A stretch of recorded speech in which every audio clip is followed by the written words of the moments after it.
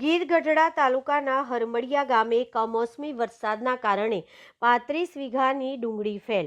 કમોસમી વરસાદથી ખેડૂતની મહેનત પર પાણી ફરી વળ્યું। ખેડૂત મહેશભાઈ જીણાભાઈ ડાભી ગામ હરમડિયા ગામમાં ફાર્મરે 75 વીઘા જમીન રાખી હતી। હાલ એમાં 75 વીઘામાં ડુંગળીની વાવેતર કરેલ હતું। કમોસમી વરસાદના કારણે ઊભી ડુંગળી નિષ્ફળ જતા ટ્રેક્ટર ફેરવવું પડ્યું હતું। ખૂબ જ ખેડૂતોને નુકસાન થયું છે।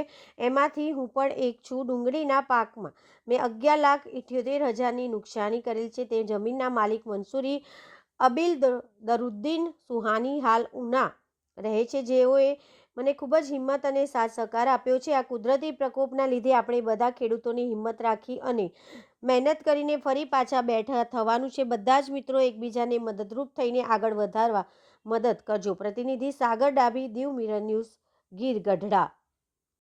આપનું નામ જણાવશો? મહેશભાઈ જીણાભાઈ ડાભી, ક્યાંના રહેવાસી? ગામ હરમડિયા, તાલુકો ગીર ગઢડા, જિલ્લો ગીર સોમનાથ।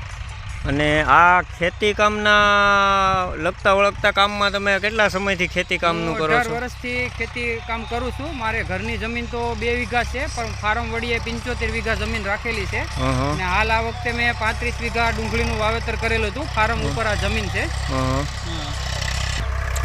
તો મહેશભાઈ, આ વર્ષે તમારે જે આ કમોસમી વરસાદના કારણે તમારે કેટલીક નુકસાની અંદાજિત આવેલી? કમોસમી વરસાદના કારણે લગભગ બધા ખેડૂતોને ખૂબ જ નુકસાન થયેલું છે।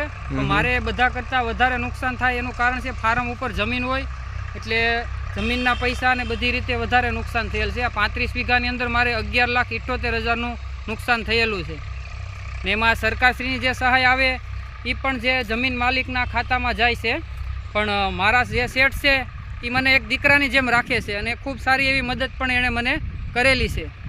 તો બીજા બધા ખેડૂતો જે જમીન ફામે કે ભાગ્યા રાખતા હોય તો જમીન માલિકોને એને એની રીતે બધી મદદ કરવી જોઈએ।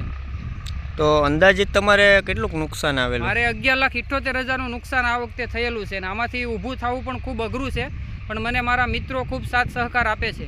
તો આગળ હવે તમારું શું કહેવું છે આમાં?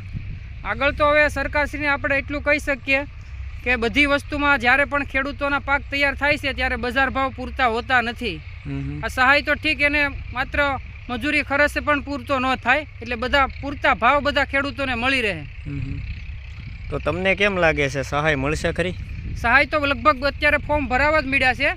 જે સરકારશ્રીએ સહાય જાહેર કરી છે એ બધાને સહાય મળવાની જ છે, પણ એમાં ખેડૂતોનું તો કાંઈ એટલું બધું થાય નહીં। પણ બસ સરકારને એક જ વિનંતી કે બધી વસ્તુના ભાવ સરખા જળવાઈ રહે।